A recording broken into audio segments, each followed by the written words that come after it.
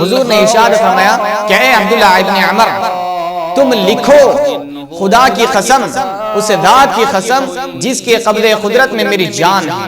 جس کے قبض قدرت میں میری جان ہے، اس منہ سے حق کے سوا کوئی چیز نہیں نکل سکتی۔ وَمَا يَنطِقُ عَنِ الْهَوَىٰ إِنْ هُوَ إِلَّا وَحْيٌ يُوحَىٰ۔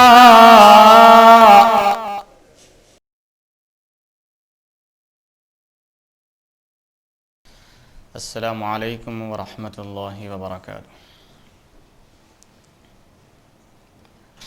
الحمد للہ الذی ہدانا لہذا وما كنا لنهتدی لولا ان ہدانا اللہ، والصلاة والسلام على سید الانس والجان وعلى آلہ واصحابہ الکرام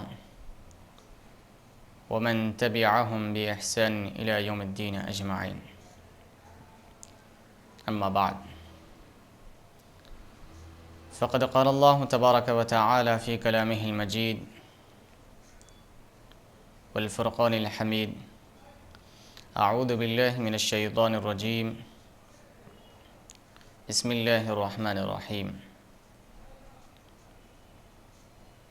وما أرسلنا من رسول إلا ليطاع بإذن الله،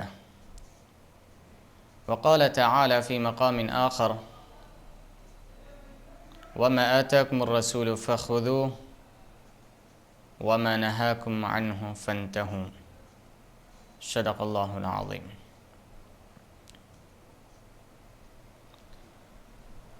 تمام تعریف اور حمد و ثناء اس ذات کے لیے ہے جس نے ہمیں اس دنیا میں انسان بنا کر پیدا فرمایا، ساتھ ساتھ اس کا فضل و کرم یہ بھی ہے کہ اس نے ہمیں ایک مسلمان گھرانے میں پیدا فرمایا، اور اس کا کرم بالائے کرم یہ بھی ہے کہ اس نے ہمیں امت محمدیہ صلی اللہ علیہ وسلم میں پیدا فرمایا۔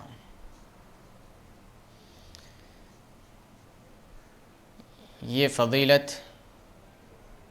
یہ رفعت، یہ مقام حاصل کرنے کے لیے اور ان فضائل و کمالات کو پانے کے لیے اور امت محمدیہ میں پیدا ہونے کے لیے انبیاء اکرام علیہم السلام دعائیں فرمایا کرتے، جیسا کہ فقیہ ابو اللیث السمرقندی علیہ الرحمۃ و رضوان اپنی کتاب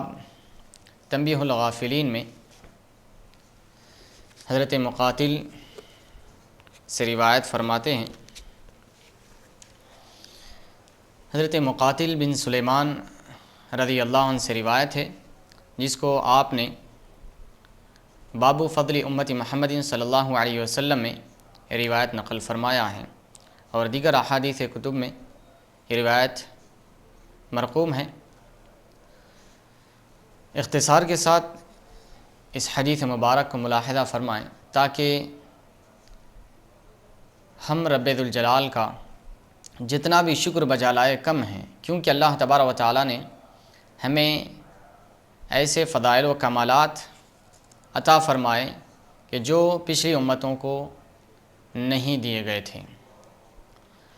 یہ طویل حدیث مبارکہ ہے، اس کو اختصار کے ساتھ ہم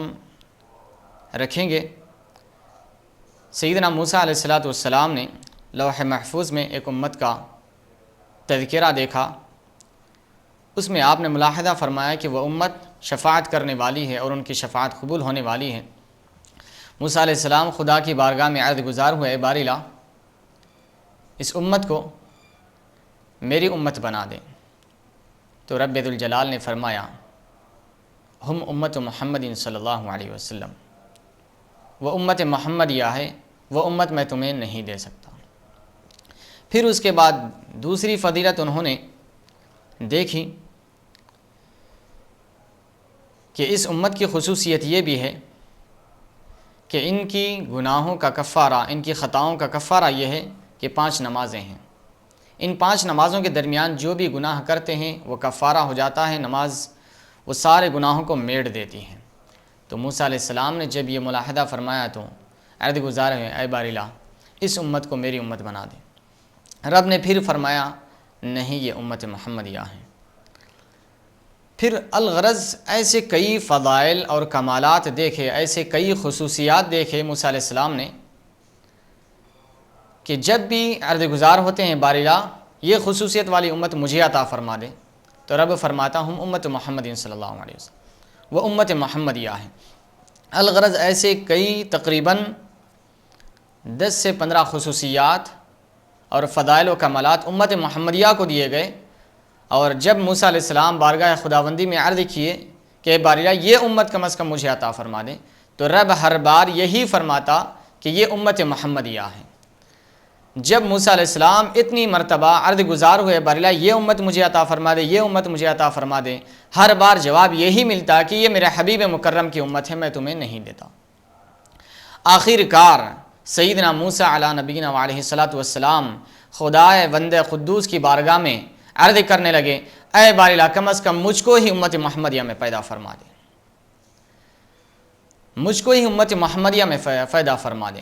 جب اس امت کے فضائل اور کمالات اور خصوصیات آپ نے دیکھے تو آپ عرض گزار ہوئے، اے باری اللہ مجھ کو ہی امت محمدیہ میں پیدا فرما دے۔ تو رب نے ارشاد فرمایا، یا موسیٰ انی اصطفیتک علی الناس برسالتی و بکلامی فخذ ما آتیتک وکن من الشاکرین۔ اے موسیٰ میں نے تمہیں لوگوں تک اپنا پیغام پہنچانے کے لیے اپنا تمہیں رسول اور پیغمبر اور نبی بنایا ہے، تو تم میرے کلام کو لوگوں تک پہنچاؤ، اور جو کچھ تمہیں مقام مرتبہ جو نبوت اور رسالت دی گئی ہے اس کو لے لو اور میرا شکر بجا لاؤ۔ تو الغرض موسیٰ علیہ السلام اس بات پر راضی ہو گئے۔ بتانا مقصد یہ ہے کہ یقیناً رب ذوالجلال کا ہم پر فضل ہوا کہ ہم نے نہ کچھ دعا کی ہے نہ کچھ خدا کی بارگاہ میں عرض گزار ہوئے، لیکن رب ذوالجلال کا محض فضل ہی یہ ہے کہ رب ذوالجلال نے ہمیں امت محمدیہ میں پیدا فرمایا۔ اس فضل پر، اس احسان پر ہم جتنا بھی شکر بجا لائیں کم ہیں۔ اسی طرح روایت میں حضرت سیدنا عیسیٰ علیہ السلام کے بارے میں بھی منقول ہے کہ آپ نے بھی امت محمدیہ میں پیدا ہونے کی دعا فرمائی اور آپ کی دعا قبول ہوئی۔ الغرض رب ذوالجلال کا فضل ہوا ہم پر کہ ہم کو امت محمدیہ میں پیدا فرمایا۔ اس فضل پر جتنا بھی شکر بجا لائیں کم ہیں۔ اب رہا تمام تعریفیں اس رب کے لیے ہیں جس نے ہمیں خیر امت کے لقب سے نوازا اور تمام امتوں میں سب سے بہترین امت ارشاد فرمایا، جیسے کہ رب ذوالجلال کا فرمان عالی شان ہے، کنتم خیر امت اخرجت للناس تأمرون بالمعروف وتنہون عن المنکر، کہ لوگو تم سب سے بہترین امت ہو جو لوگوں کے فائدے کے لیے تم کو دنیا میں ظہور دیا گیا ہے، تم کو پیدا کیا گیا ہے، تم کو بھیجا گیا ہے۔ تأمرون بالمعروف وتنہون عن المنکر، تم لوگوں کو اچھائی کا حکم دیتے ہو اور برائی سے روکتے ہو، اور درود و سلام ہو اس ذات پر، اس ہستی پر جن کے صدقہ طفیل میں ہمیں یہ ساری خصوصیات سے اور ان سارے فضائل و کمالات سے نوازا گیا، اور درود و سلام ہو اس ہستی پر، اس ذات مبارکہ پر جن کے صدقہ طفیل میں ہمیں خیر امت کے لقب سے نوازا گیا۔ اور اللہ تبارک و تعالیٰ کی انوار و تجلیات کی بارش ہو ان نفوس قدسیہ پر جنہوں نے حضور پاک علیہ الصلاۃ والسلام کی اقوال و افعال اور آپ کی حلی مبارکہ کو، آپ کی صفت طیبہ کو سن کر اور محفوظ کر کر ہم تک پہنچایا۔ اور اللہ تبارک و تعالیٰ رحمت نازل فرمائیں جن حضرات نے، جن نفوس نے ہم 14 صدیاں بعد آنے والی امت کے لیے حضور پاک علیہ الصلاۃ والسلام کی احادیث طیبہ کو جمع کر کر ہم تک پہنچایا۔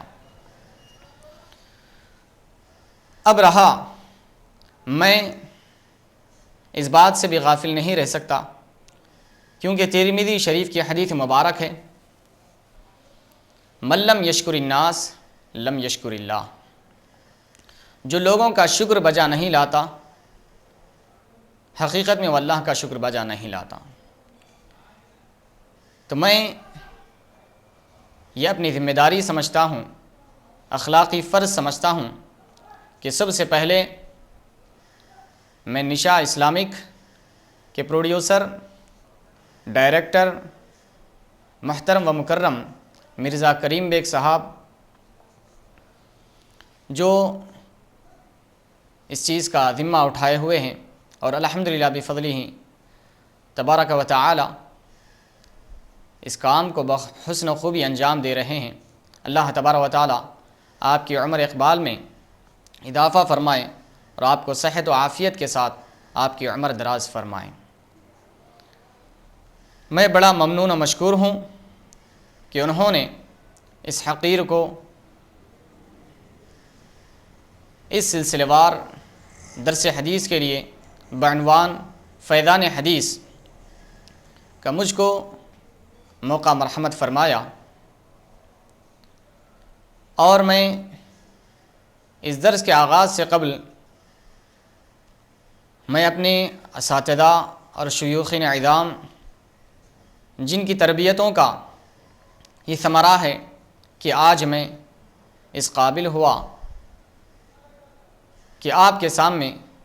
حدیث مبارک کا درس آپ کے گوشے گزار کرنے کے لیے یہاں پر میں حاضر ہو سکا۔ اب رہا اس کے بعد ہم اصل مقصد کی طرف آتے ہیں۔ محترم حاضرین و ناظرین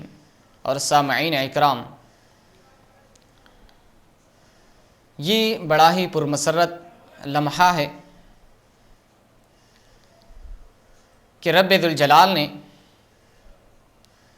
ہم کو احادیث طیبہ کو سننے اور سنانے کا موقع مرحمت فرمایا۔ یقیناً جس کتاب کے درس کا ہم آغاز کرنے جا رہے ہیں وہ کتاب کوئی معمولی کتاب نہیں ہے، جو حضور پاک علیہ الصلاۃ والسلام کی فیضان یافتہ کتاب ہے۔ جس کتاب کا ہم آغاز کر رہے ہیں اس کتاب کا نام زجاجۃ المصابیح ہے۔ زجاجۃ المصابیح یہ وہ کتاب ہے جس میں احناف کے مستدل احادیث مبارکہ کو جمع کیا گیا۔ اب رہا جب کہ احادیث مبارکہ کی کتب کا ذخیرہ کوئی کم نہیں تھا، پھر یہ کتاب لکھنے کی ضرورت کیوں پیش آئی؟ کیونکہ احادیث مبارکہ کی وافر مقدار میں تعداد موجود ہے۔ بخاری شریف ہے، مسلم شریف ہے، ترمذی ہے، ابن ماجہ ہے، سنن ابو داؤد ہے، موطا امام مالک ہے، الغرض سینکڑوں بلکہ ہزاروں کتب حدیث مل جائیں گی، لیکن پھر یہ کتاب لکھنے کی نوبت کیوں آئی؟ تو اس کتاب کی وجہ تالیف صاحب کتاب سے ہی سنیں، جنہوں نے اس کتاب کو تالیف فرمایا ہے، اس کتاب کو جمع فرمایا، اس کتاب کو لکھا ہے،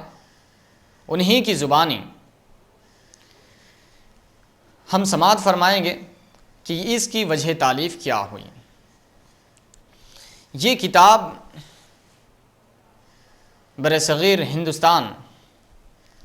کی جلیل القدر ہستی محدث دکن ابو الحسنات الشیخ السید عبداللہ شاہ النقشبندی الحیدرآبادی علیہ رحمت و رضوان نے تالیف فرمائی ہیں۔ آپ آل رسول سے تعلق رکھتے ہیں، آپ اس کی تالیف کے متعلق فرماتے ہیں، اس کی وجہ تالیف بھی ملاحظہ فرما لیں تاکہ اس کتاب کے سننے اور سنانے میں اور ذوق اور شوق پیدا ہو جائے۔ حضرت محدث دکن کا یہ عظیم کارنامہ تائید غیبی کا نتیجہ ہے، جس کا اظہار خود آپ نے اپنی کتاب کی ابتدا میں اس طرح بیان فرمایا ہے۔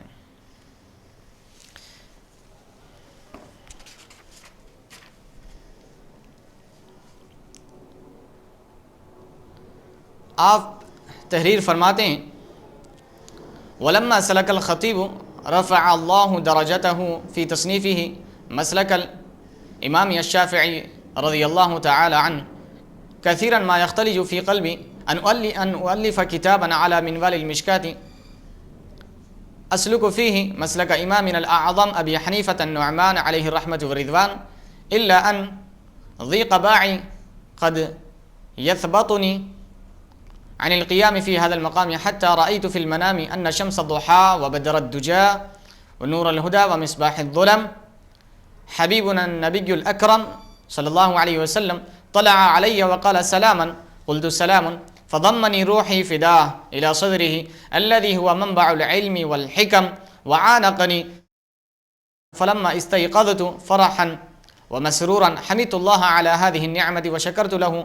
فأصبحت هذه الرؤيا الصالحة شرحا لي صدري وصار عسره علي بها يسري، فصممت عزمي بتاليفه وشددت ميزري لكتابته، وما وضعت فيه حديثا إلا وصليت على النبي صلى الله عليه وسلم عند وضعه وسميته زجاجة المصابيح، والله أسأل سؤال الضارع الخاشع متوسلا بحبيبه المشفع الشافع أن يجعله خالصا لوجهه من فضله وأن ينفع المسلمين به كما ينفعهم بأصله، وأن يتقبل هذا ويجعله ذخيرا لمعاد أنه بالإجابة جدير وعلى كل شيء قدير۔ محترم سامعین و ناظرین اکرام، یہاں پر محدث دکن علیہ رحمت و رضوان اس کتاب کی وجہ تالیف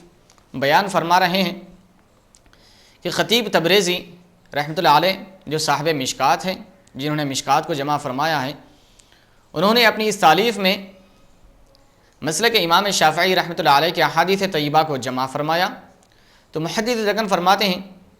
کثیرا ما یختلج فی قلبی ان اؤلف کتابا علی منوال المشکات، میرے دل میں یہ بار بار خیال آتا کہ میں ایک ایسی کتاب مشکات کے نہج اور طریقے پر اور اسلوب پر جمع کروں جو ہمارے امام اعظم رضی اللہ تعالی عنہ کے مسلک کی احادیث مبارکہ اس میں جمع کروں، لیکن میری کم سرمایہ اور پونجی کی وجہ سے، میری کم بضاعتی کی وجہ سے میں اس بار کو اٹھانا نہیں چاہتا تھا۔ بار بار یہ عزم اور ارادہ تو کرتا تھا، لیکن میں اس بوجھ کو نہیں لے سکتا تھا۔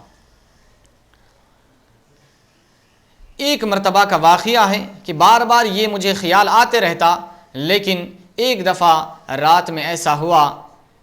کہ میں نے خواب میں شمس الضحیٰ، بدر الدجا، نور الہدا، مصباح الظلم،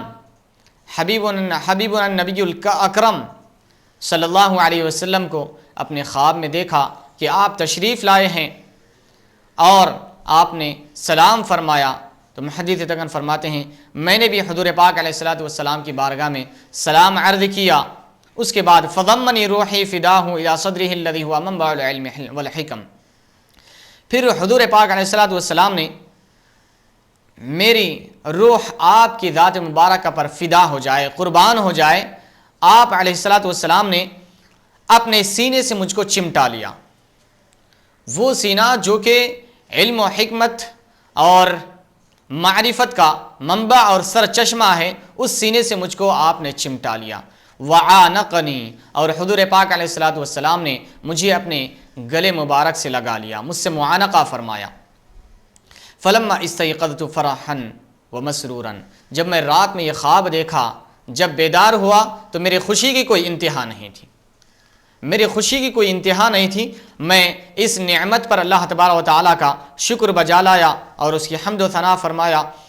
کہ یہ روئے صالحہ، یہ اچھا خواب میرے شرح صدر کے لیے کافی ہو گیا کہ میرا سینہ اس سے کھل گیا کہ حضور پاک علیہ الصلوۃ والسلام کی تائید غیبی ہو گئی۔ اب حضور پاک علیہ الصلوۃ والسلام نے اپنے سینے سے مجھ کو چمٹا لیا۔ اب میرا سینہ اس ذات کے سینے سے چمٹ گیا جو منبع العلم والحکم ہے، جو معرفت اور علم کا خزانہ ہے۔ اس علم اور معرفت کا خزانے سے کچھ چھینٹے مجھ کو بھی میسر آ گئے، تو میں اب میرا سینہ کھل گیا۔ اب میں یہ عزم ارادہ کر لیا جو مجھ میں آج تک تنگی تھی، تنگ دامنی کا شکار تھا، میں عزم کرتا لیکن پھر ہمت ہار جاتا تھا، لیکن جیسے ہی حضور پاک علیہ الصلوۃ والسلام نے مجھ کو اپنے سینے مبارک سے چمٹا لیا اور گلے لگا لیا، اس کے بعد میرا سینہ کھل گیا اور میں پختہ اور مضبوط ارادہ کر لیا، اب کتاب کو تالیف کرنے کا آغاز کر دیا، اور میں نے کمر کس لی اور اس کتاب کو لکھنے کا آغاز کر دیا۔ وما وضعت فيه حدیثا الا وصلیت علی النبی صلی اللہ علیہ وسلم۔ اس کتاب کی ایک اور خاص خصوصیت اور خوبی یہ بھی ہے کہ محدث دکن خود فرماتے ہیں کہ وما وضعت فيه حدیثا الا وصلیت علی النبی صلی اللہ علیہ وسلم عند وضعه۔ اس کتاب مبارک میں زجاجۃ المصابیح میں کوئی ایک حدیث بھی ایسی میں نے نہیں رکھی، ایک حدیث بھی ایسی نہیں رکھی کہ جس کو رکھتے وقت میں درود نہ پڑھا ہوں۔ جب بھی حدیث مبارک میں اس کتاب میں جمع کرتا، حضور پاک علیہ الصلوۃ والسلام کی بارگاہ میں درود شریف کا نذرانہ پیش کرتا، اس کے بعد حدیث مبارک کو تحریر کرتا چلا جاتا۔ اس کے بعد محدث دکن فرماتے ہیں وَسَمَّيْتُهُ زُجَاجَةَ الْمَصَابِيحِ، میں نے اس کتاب کا نام زجاجۃ المصابیح رکھا ہے۔ اس کے بعد محدث دکن نے یہاں پر اللہ تبارک و تعالیٰ سے دعا فرمائی واللہ تعالی اسأل سوال الضارع الخاشع، میں خدا کی بارگاہ میں عرض گزار ہوں ایک خشوع و خضوع کے ساتھ، عاجزی و انکساری کے ساتھ، اور حبیب مکرم علیہ الصلوۃ والسلام کو وسیلہ بناتے ہوئے، آپ کا وسیلہ لیتے ہوئے، جو شافع بھی ہے اور مشفع بھی ہے، جو سفارش کرنے والے بھی ہیں اور جن کی شفاعت مقبول بھی ہے، کہ میں اللہ کی بارگاہ میں آپ کے وسیلے سے دعا کرتا ہوں، سوال کرتا ہوں کہ اس کتاب کو رب ذوالجلال اپنی رضا اور اپنے فضل و کرم سے خالص بنا دے اور مسلمانوں کو اس سے فائدہ عطا فرمائیں۔ اور جس طریقے سے اللہ تبارک و تعالیٰ نے اس کتاب کی اصل جو مشکات المصابیح ہے اس سے لوگوں کو فائدہ پہنچایا، اسی طرح اے باری اللہ اس کتاب سے بھی لوگوں کو فائدہ پہنچا، اور اے باری اللہ اس کتاب کو قبول فرما اور اس کتاب کو میرے لیے آخرت کا سامان بنا دے، آخرت کا ذخیرہ بنا دے، وَأَنَّهُ بِالْإِجَابَةِ جَدِيرٌ وَعَلَى كُلِّ شَيْءٍ قَدِيرٌ، اور رب ذوالجلال ہی یہ قبول کرنے کا لائق ہے اور وہی ذات ہر شے پر، ہر چیز پر قادر ہے۔ اب رہا حاضرین اکرام، جب اس کتاب کی وجہ تعریف ہم نے ملاحظہ فرما لیا کہ یہ کتاب زجاجۃ المصابیح ہے، اس کا نام محدث دکن علیہ رحمت و رضوان نے زجاجۃ المصابیح رکھا، اور چند خصوصیات، چند چیزیں اس کتاب کے متعلق ذہن میں رکھ لیں کہ محدث دکن علیہ رحمت و رضوان نے زجاجۃ المصابیح کو مشکات المصابیح کے نہج پر جمع فرمایا ہے، اور چند خصوصیتیں اس کتاب کی کچھ اضافہ ہے، وہ یہ کہ صاحب مشکات نے جس نہج پر جیسا باب باندھا، جیسا فصل وغیرہ تفصیل کے ساتھ لایا اور 3 فصلوں میں مشکات کو بانٹ دیا، لیکن اس کتاب کی خصوصیت یہ ہے کہ محدث دکن علیہ رحمت و رضوان نے اس میں فصلوں کا اہتمام نہیں کیا، بلکہ سارے احادیث مبارکہ کو ایک ہی فصل میں، ایک ہی باب میں اکٹھا کر دیا۔ اور دوسری خصوصیت اس کتاب مبارک کی یہ بھی ہے کہ جو مشکات میں نظر نہیں آتی، ہر باب سے پہلے جس طریقے سے امام بخاری علیہ رحمت و رضوان نے نہج اور طریقہ اختیار کیا، جو اسلوب اختیار کیا کہ جو بھی باب کا آغاز کرتے ہیں، جس کتاب کا بھی آغاز کرتے ہیں، تو اس کے قبل میں، اس کے شروع میں امام بخاری علیہ رحمت و رضوان اس سے متعلقہ قرآن کی آیت لاتے ہیں۔ تو محدث دکن علیہ رحمت و رضوان نے بھی یہ طریقہ اپنایا ہے، اور جب بھی کوئی باب اور جب کوئی کتاب شروع ہوتی ہے سو اس سے متعلقہ قرآن مجید کی آیات بینات آپ آغاز میں ذکر فرما دیتے ہیں۔ تو اس کتاب کی یہ چند خصوصیتیں ہوئی۔ اب رہا اس سے قبل جو بہت ہی ضروری میں سمجھتا ہوں وہ یہ کہ ہم حدیث مبارک کا درس کا آغاز کر رہے ہیں کہ حدیث مبارک، حدیث کس کو کہتے ہیں، حدیث کا مقصد کیا ہے، حدیث کا موضوع کیا ہے، حدیث کی غرض و غایت کیا ہے، اس کے پڑھنے اور لکھنے میں کیا مقصد ہے ہونا چاہیے، کیا غرض و غایت ہونا چاہیے، اور حدیث کس کو کہا جاتا ہے، یہ تفسیرات، ساری تفصیلات تو آئیں گی، لیکن اس سے قبل میں مناسب سمجھتا ہوں کہ ہم حدیث مبارک کا درس کا آغاز کرنے سے پہلے، تاکہ ہمارا شوق، ہمارا ذوق، ہمارا جذبے میں اور کچھ اضافہ ہو جائے اور ہم دل جمعی کے ساتھ حدیث مبارکہ کے درس کو سننے اور سنانے کے لیے پیش قدمی کریں۔ اس کے فضیلت کے متعلق صرف میں آپ کو 2 احادیث طیبہ سناتا ہوں، اس کے بعد انشاءاللہ تبارک و تعالی ہم حدیث کی تعریف اور جس کو حدیث کا ڈیفینیشن بھی کہا جائے گا اور حدیث کا موضوع، غرض و غایت اور فائدے کیا ہے اس کو بھی رکھیں گے، لیکن اس سے قبل ہم حدیث مبارکہ کے مختصر اور جامع احادیث مبارکہ جو اس باب میں منقول ہے اس کو ملاحظہ فرما لیں گے، اس کے بعد حدیث کی تعریف وغیرہ ہم دیکھیں گے۔ کیونکہ کسی بھی چیز کو بیان کرنے سے پہلے یا لینے سے پہلے یا دینے سے پہلے سب سے بنیادی چیز جو ہوتی ہے وہ اس کی اہمیت اور افادیت کو جاننا ہوتا ہے۔ آپ کوئی بھی چیز یوں ہی نہیں لے لیں گے جب تک کہ آپ کو اس کے فائدے معلوم نہ ہو، جب تک کہ اس کی خصوصیات نہ معلوم ہو، جب تک کہ اس کی خوبیاں معلوم نہ ہو، جب تک کہ اس کے فائدے معلوم نہ ہوں۔ تو بہتر اور مناسب یہ ہے کہ ہم احادیث مبارکہ کی فضیلت کیا ہے، اس کی افادیت کیا ہے، اس کو ہم پیش نظر رکھ کر پھر احادیث مبارکہ کا آغاز کریں گے۔ حدیث شریف کی فضیلت اور افادیت پر مختصر اور جامع 2 احادیث طیبہ آپ کی خدمت میں پیش کرتا ہوں کہ آج کے دور میں ہر کوئی پریشان نظر آتا ہے، کوئی کسی کا شکوہ کرتا ہے، کوئی کسی کا شکوہ کرتا ہے، کوئی دنگ دستی کا، کوئی بدحالی کا، الغرض کسی نہ کسی طریقے کا شکوہ شکایت کرتے نظر آتا ہے۔ بہت کم لوگ آپ کو ایسے ملیں گے جو رب ذوالجلال کا شکر بجا لاتے ہوں۔ اگر کوئی چاہتا ہو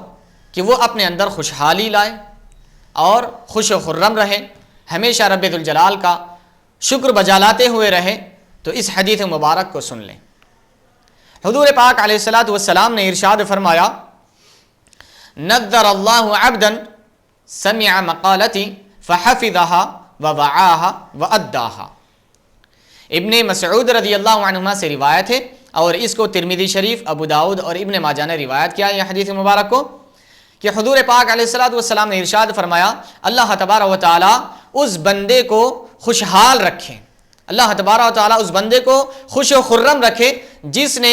میرے قول کو یعنی میرے حدیث مبارک کو سنا اور اس کو یاد کیا اور اس کو محفوظ کر لیا اور دوسروں تک پہنچا دیا۔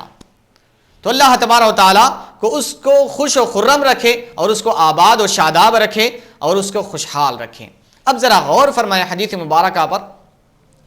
کہ یہ حدیث مبارکہ ہے جس میں حضور پاک علیہ الصلوۃ والسلام اس شخص کے لیے دعا دے رہے ہیں جو حضور پاک علیہ الصلوۃ والسلام کا قول سنے اور اس کو یاد کرے اور اس کی حفاظت کرے اور دوسروں تک پہنچا دے۔ تو حضور پاک علیہ الصلوۃ والسلام کے اگر دعا میں آپ بھی شامل ہونا چاہتے ہیں اور اپنے آپ کی بدحالی کو خوشحالی میں تبدیل کرنا چاہتے ہیں اور شکوہ شکایت کو ختم کر رب ذوالجلال کا شکر گزار بننا چاہتے ہیں تو حدیث مبارک سنتے جائیے اور لوگوں تک پہنچاتے جائیے۔ اور اس اعتبار سے آپ کو حضور اکرم صلی اللہ علیہ وسلم کی دعا بھی مل جائے گی کہ حضور پاک علیہ الصلوۃ والسلام نے ایسے شخص کے لیے دعا فرمائی ہے کہ جو حضور پاک علیہ الصلوۃ والسلام کی احادیث طیبہ سنے اور اس کو یاد کرے اور اس کو محفوظ کر دوسروں تک پہنچائے تو رب ذوالجلال اس کو خوشحال رکھے، اس کو آباد و شاداب رکھے۔ اب ذرا غور فرمائیے، حضور پاک علیہ الصلوۃ والسلام کی دعا ہے، یہ ہماری اور آپ کی دعا نہیں ہے۔ انبیاء کی دعا یقیناً مقبول ہی مقبول ہے، اس میں رد کا امکان ہی نہیں ہے۔ اگر ہم چاہتے ہیں کہ ہم اپنی زندگیوں میں خوشحالی لائیں، ہم اپنی زندگیوں میں خوش و خرم ہوں اور آباد و شاداب ہو اور رب کی رضا چاہیں تو احادیث مبارکہ کو کثرت کے ساتھ سنیں اور اس کو یاد کریں اور دوسرے لوگوں تک پہنچائیں اور حدیث مبارک کے متعلق ہم بھی حضور پاک علیہ الصلوۃ والسلام کی دعا کے مستحق ہو جائیں۔ اب رہا ایک یہ حدیث مبارکہ اور دوسری حدیث مبارکہ، اس کے بعد ہم حدیث مبارک کے تعریف اور اس کے موضوع غرض و غایت کی طرف آئیں گے۔ دوسری حدیث مبارک، ہر کوئی بندہ، ہر انسان تو یہ چاہتا ہے، کیونکہ دنیاوی زندگی 4 روزہ زندگی ہے، آج ہے کل جانا ہے، آج کوئی چلا گیا تو کل ہم کو جانا ہے، تو ہر ایک کو رب کی بارگاہ میں حاضر ہونا ہے، حساب و کتاب، الغرض یہ سارے مراحل طے کرنا ہے۔ تو ایک مسلمان کے پیش نظر جو ہوتا ہے وہ غیر مسلم کے پیش نظر نہیں ہوتا۔ اسلام نے جو تصور دیا ہے وہ کسی اور مذہب میں یہ تصور نہیں ہے۔ اسلام کا تصور یہ ہے کہ اسلام میں انتقال کے بعد ایک ابدی زندگی ہے۔ یہ تو زندگی مختصر ہے، یہ زندگی ختم ہو جائے گی، لیکن بعد کی زندگی جو ہمیشہ ہمیشہ رہنے والی ہے۔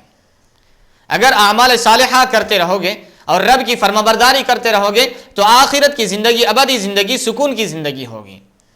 اور اگر یہاں پر کوتاہیاں کرتے رہو گے تو پھر سکون کی نہیں بلکہ عذابات اور تکالیف اور مصائب و آلام کی زندگی ہوگی۔ تو آئیے حضور پاک علیہ الصلوۃ والسلام نے ابدی زندگی اور ابدی سعادت حاصل کرنے کے لیے ایک حدیث مبارکہ ارشاد فرمایا ہے، اور حضور پاک علیہ الصلوۃ والسلام نے ایسے لوگوں کے لیے اپنی شفاعت کا مژدہ بھی سنایا ہے۔ حضور پاک علیہ الصلوۃ والسلام نے ارشاد فرمایا، ابن عباس رضی اللہ عنہما سے روایت ہے، یہ حدیث مبارک تقریباً 20 طریقوں سے آئی ہے، 20 طریقوں سے یہ روایت مروی ہے، جس میں حضور پاک علیہ الصلوۃ والسلام نے ارشاد فرمایا، عن ابن عباس رضی اللہ عنہما قال قال رسول اللہ صلی اللہ علیہ وسلم من حفظ عن امتی 40 حدیثا کنت له شفیعا یوم القیامہ۔ اور ایک حدیث مبارک اسی طرح صرف عن کے بجائے علا کا استعمال ہوا ہے، تھوڑا سا فرق ہے، اس کو بھی ملاحظہ فرما لیں۔ من حفظ علی امتی 40 حدیثا من السنة کنت له شفیعا یوم القیامہ۔ حضور پاک علیہ الصلوۃ والسلام نے ارشاد فرمایا کہ میری امت میں سے جو کوئی 40 احادیث مبارکہ یاد کرے، جو کوئی میری امت میں سے 40 احادیث طیبہ کو حفظ کر لیتا ہے، یاد کر لیتا ہے، تو حضور اکرم صلی اللہ علیہ وسلم نے ارشاد فرمایا کنت له شفیعا یوم القیامہ، قیامت کے دن میں اس کا شفاعت کرنے والا بن جاؤں گا، میں اس کا سفارشی بن جاؤں گا اور اس کو میں بخشوانے کا ذمہ لے لوں گا۔ تو یہ حضور پاک علیہ الصلوۃ والسلام کا ارشاد مبارک ہے۔ کون نہیں چاہتا کہ حضور اکرم صلی اللہ علیہ وسلم کی شفاعت نصیب ہو؟ اگر ہم چاہتے ہیں کہ آخرت میں حضور پاک علیہ الصلوۃ والسلام کی شفاعت ہمیں نصیب ہو تو ہم آگے بڑھیں اور کم از کم 40 احادیث طیبہ ہم یاد کریں اور ہم اپنے بچوں کو بھی یاد دلائیں تاکہ وہ بھی ابدی سعادت اور حضور اکرم صلی اللہ علیہ وسلم کی شفاعت سے بہرور ہو جائیں۔ اور ایک حدیث مبارک ایسی ہی ہے جس میں حضور پاک علیہ الصلوۃ والسلام نے ارشاد فرمایا من حفظ من امتی 40 حدیثا فهو من العلماء، جو کوئی 40 احادیث مبارکہ یاد کرے گا تو رب ذوالجلال قیامت کے دن اس کو علماء کے گروہ میں سے اٹھائے گا،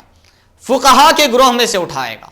تو اتنی بڑی ابدی سعادت نصیب ہونے والی ہے اگر ہم نے تھوڑا سا محنت کر اگر 40 احادیث مبارکہ یاد کر لیا اور سنتے رہے احادیث مبارکہ، سنتے سنتے احادیث مبارکہ یاد ہو جائے گی۔ اور ایک چیز ذہن میں رکھ لیں، کوئی بھی چیز اگر یاد کرنا ہو تو باضابطہ آپ کو یاد کرنے کے لیے بیٹھنے کی ضرورت نہیں ہے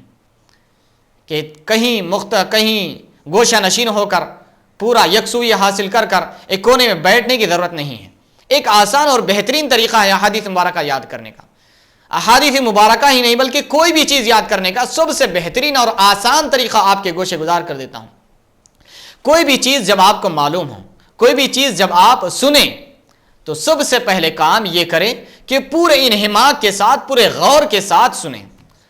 پورا غور کے ساتھ، پورے انہماک کے ساتھ سنیں۔ اس کے بعد وہ جب سننے کے بعد دوسروں تک اس کو پہنچا دے، پھر 1-2 افراد کو اسی طریقے سے سنا دے۔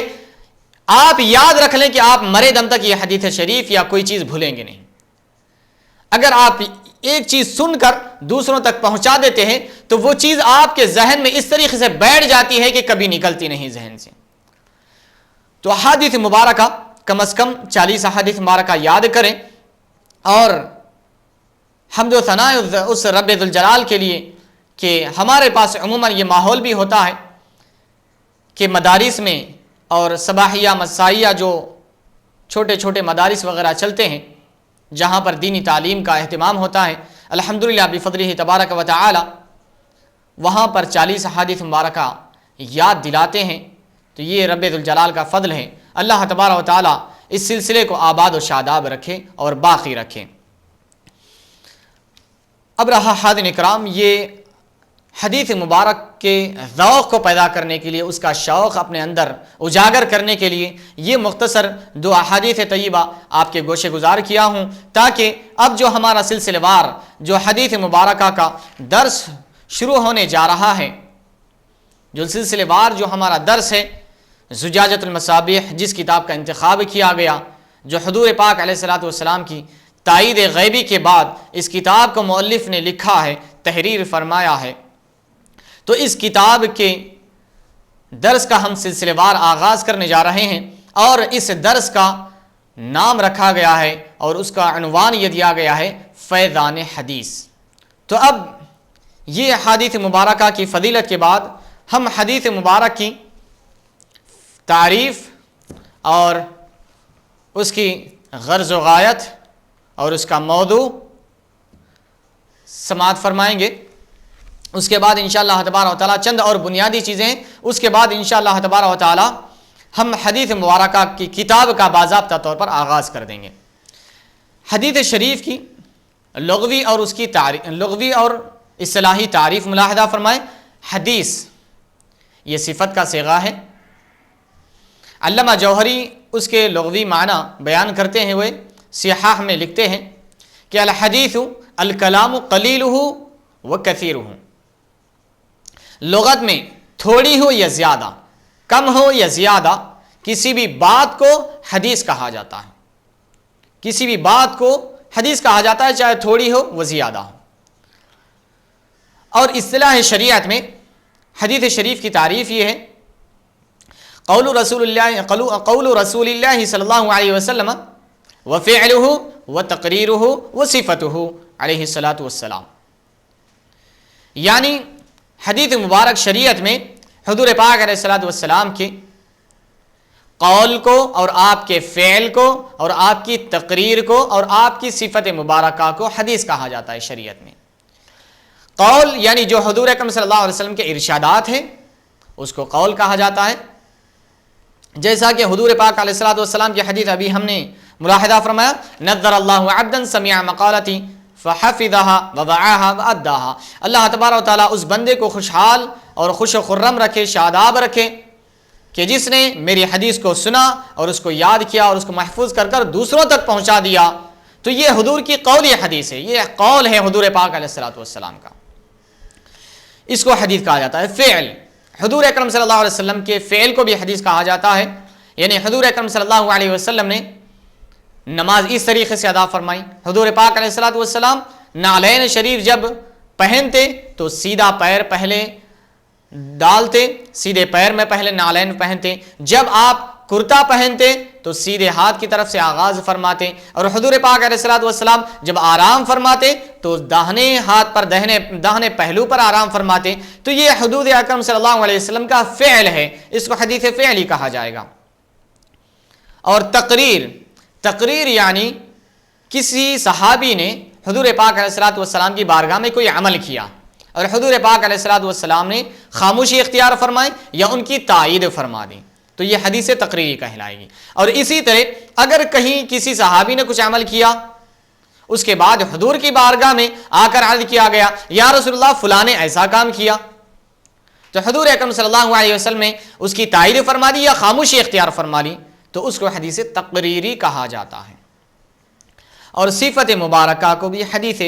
مبارک کہا جاتا ہے۔ صفت یعنی حضور پاک علیہ الصلوۃ والسلام کا حلیہ مبارک، حضور پاک علیہ الصلوۃ والسلام کا چہرہ ایسا تھا، حضور پاک علیہ الصلوۃ والسلام کے ابرو ملے ہوئے تھے، حضور اکرم صلی اللہ علیہ وسلم کے سینے پر بال باریک سے بال تھے، حضور پاک علیہ الصلوۃ والسلام کی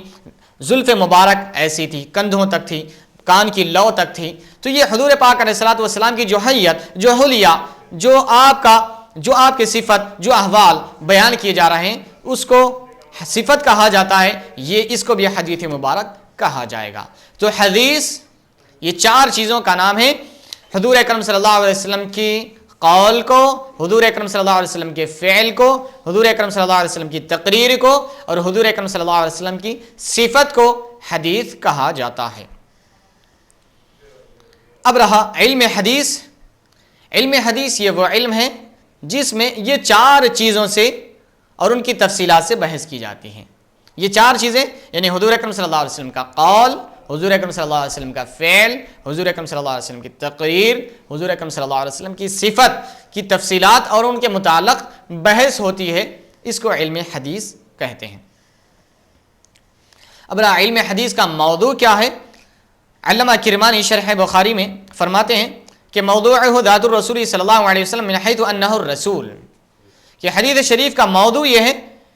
حضور اکرم صلی اللہ علیہ وسلم کی ذات مبارکہ حدیث شریف کا موضوع ہے، کہ اس میں بحث اس اعتبار سے کی جاتی ہے، موضوع یہ ہے کہ حضور اکرم صلی اللہ علیہ وسلم بحیثیت رسول، بحیثیت نبی ہونے کے حضور پاک علیہ الصلوۃ والسلام حدیث کا موضوع ہے۔ حدیث شریف کی غرض و غایت، علامہ کرمانی فرماتے ہیں هو الفوز بسعادت الدارین، حدیث شریف کی غرض و غایت یہ ہے کہ دونوں جہانوں کی سعادت، دونوں جہانوں میں کامیابی و کامرانی حاصل کرنا، یہ حدیث شریف کی غرض و غایت ہے۔ حدیث شریف پڑھنے اور پڑھانے کی غرض کیا ہے؟ دنیا میں بھی کامیابی، آخرت میں بھی کامیابی، یہ حدیث شریف کی غرض و غایت ہے۔ یہاں تک ہم نے حدیث شریف کی تعریف اور حدیث کا موضوع اور حدیث کی غرض و غایت تک ملاحظہ فرمایا۔ اب رہا یہاں سے ہم اور چند چیزیں ہیں، اس کے بعد حدیث کا آغاز کریں گے، اس میں آئیں گے حدیث کے فوائد اور تدوین حدیث اور ضرورت حدیث اور حجیت حدیث، یہ چند چیزوں کو ہم انشاءاللہ تبارک و تعالی آگے آنے والے ایپیسوڈ میں رکھیں گے۔ یہ چیزیں حدیث شریف کی تعریف اور موضوع اور اس کی غرض و غایت تک ہم نے ملاحظہ فرمایا۔ اللہ تبارک و تعالی سے دعا ہے کہ رب تبارک و تعالی ہمیں دین و دنیا کی سعادت نصیب فرمائے، احادیث طیبہ کو سمجھ کر پڑھنے اور سننے اور اس پر عمل کرنے کی توفیق عطا فرمائے۔ وصلی اللہ تبارک و تعالی وسلم علی خیر خلقہ سیدنا محمد وعلی آلہ واصحابہ اجمعین والحمد للہ رب العالمین۔ حضور نے ارشاد فرمایا کہ اے عبداللہ ابن عمر، تم لکھو خدا کی قسم، اس ذات کی قسم جس کے قبضہ قدرت میں میری جان ہے، جس کے قبضہ قدرت میں میری جان ہے، اس منہ سے حق کے سوا کوئی چیز نہیں نکل سکتی۔ وما ينطق عن الهوى إن هو إلا وحي يوحى